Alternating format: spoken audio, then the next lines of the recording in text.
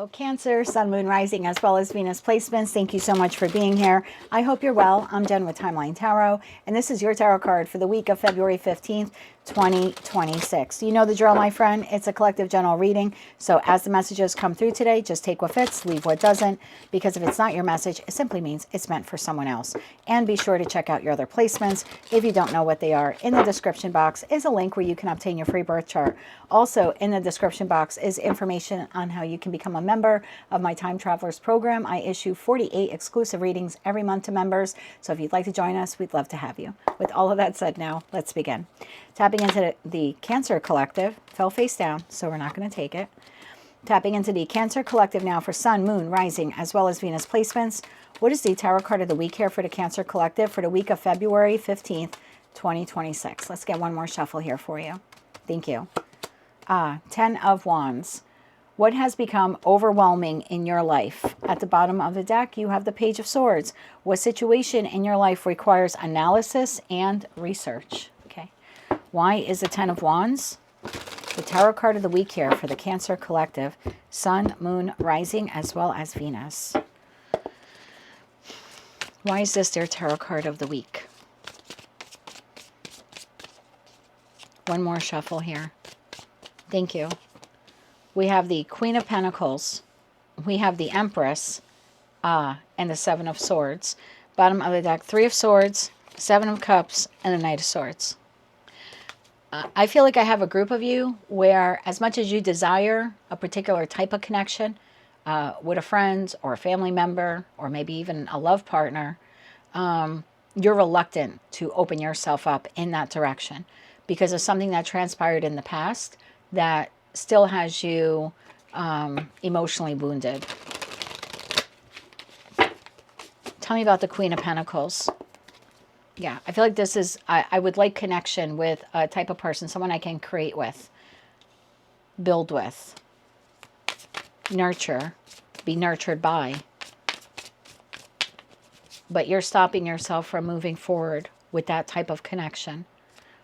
Tell me about the Queen of Pentacles. One more shuffle here. Thank you. Queen of Pentacles, clarified by Ace of Swords, that's the truth. Temperance and the Sun card. Wow. I feel like I have a group of you here. Again, if it's not your message, just move along. It's okay. Check another placement. But I have a group of you here where you really would like to have someone by your side. Either like the ride or die best friend or the love partner that'll really go the distance with you. And you see, the idea of having this type of person in your life actually fills you with warmth and happiness. Like, I would very much like to have that ride or die best friend. I would very much like to have the love of my life by my side moving forward.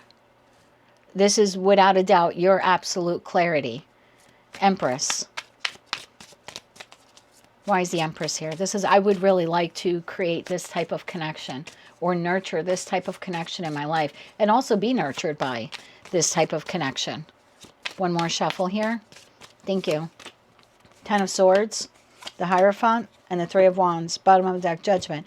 But because the last time I did that, things ended horribly or came to an end, I'm not sure I'm ready for it. I think you're holding yourself back, and it actually is becoming an emotional weight for you. What has become overwhelming in your life? Holding on to the pain or the resentment or the grief of a connection here in your life that came to an end. It's actually now has become a blockage for you to move forward and connect with another person or a group of people. Seven of Swords. Why is the Seven of Swords here? King of Swords. Tell me more about that Seven of Swords. One more shuffle here. Thank you. King of Swords, the Devil, and the Four of Cups. Bottom of the deck, Four of Swords. So there's this feeling is like, well, maybe I should just be alone. Maybe I'll write it out alone. But that's actually sabotaging your ability to move forward. You're allowing what transpired in the past with someone. I think this is love related for a lot of you. Page of Swords, Nine of Wands, Nine of Swords. Yeah, I don't know why I'm getting the feeling like it's love related. If it's not, I'm sorry. You know, take it how it resonates to you. But I feel like the last time I opened up myself and really was vulnerable, really wanted to nurture a connection and like go the distance, it came to an end.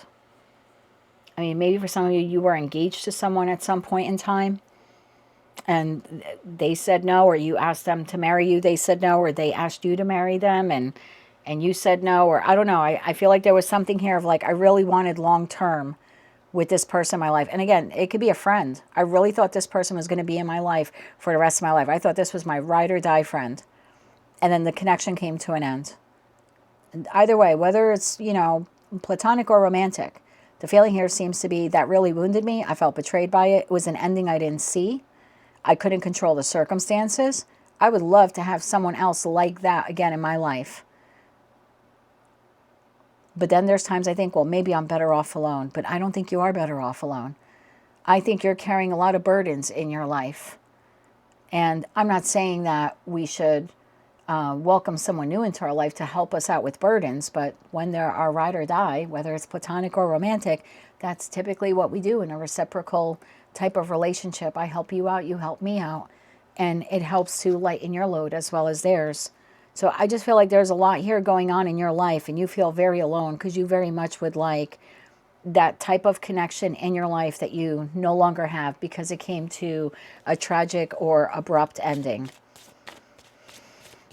But I think you're holding yourself back from the actual like type of connection you would actually like to have. I think it's out there waiting for you. Tell me more about the connection that I feel like it would like to come in. One more shuffle here. Thank you. The Chariot, the Hermit, and the Page of Wands. Bottom of the deck, Knight of Cups. There you go. I really feel for a lot of you it's love related. But again, you want to take it as a close friendship, you can do that as well. The Knight of Cups, the High Priestess, and the Star card. This person is energetically out there waiting for you. The only thing holding you back is the disappointment, hurt, or pain that the last time you put yourself out there, you were burned. Or the last time you invested a lot into a connection, it ended, I heard, tragically. So tragically or terribly. Painfully, I mean, with that Ten of Swords. But there's something really nice. This is an individual who, they're wise, they're free-spirited, they're a little adventurous. They could be a little bit different than your usual type. This is someone who's quirky. They're quirky, they're fun, they're adventurous. They're older in age, meaning this is not, you know, this is not like a kid, but they're young at heart. So they're very wise beyond their years in terms of experience. Some people might call this person like an old soul. But with that Page of Wands, there's something like, you know, in the Page of Wands card, this person has a beard. So that's why and then with that Hermit card, I feel like they're wise beyond their years. But inside, they're still a page. And I don't mean in terms of emotional availability or maturity. I'm talking about there's something still free-spirited and young at heart. And there's your ride or die, right, on that Chariot. So I feel like energetically, this person is waiting for you. And they might not even know they're waiting for you. They might not know that they're waiting for their next best friend or their next love partner. But the only thing holding you back from meeting this person is you. And these doubts, fears, and insecurities that I think you're using as a protective layer here. And look, boundaries are very good. My grandfather used to say, and my dad says it also, fences make for good neighbors. In that respect, I think boundaries make for good relationships. But there's a difference between a boundary and a 10-foot wall. And right now, you have surrounded your heart in respect to this type of connection. I'm not saying you're like this with everyone in your life, but with this particular type of connection, you have a 10-foot wall around it. And I think Source is just saying, isn't that really heavy? Isn't that a really heavy thing to deal with? To go the rest of your life never experiencing the type of connection you really want, just because the last time you tried it, it didn't work out. So maybe this week, this is just something that you want to think about. I think energetically you are ready for the new. Again, friend or lover. But I'll leave it up to you to decide. This week, Source just wants you to say, isn't it really wet? Isn't it really heavy? Like, don't you feel weighed down? Carrying around the desire to connect, but then not going that next step, being just a little bit vulnerable to discover and see who or what is out there. because I think what you want will come in relatively quickly. But it will require you to be a little bit vulnerable.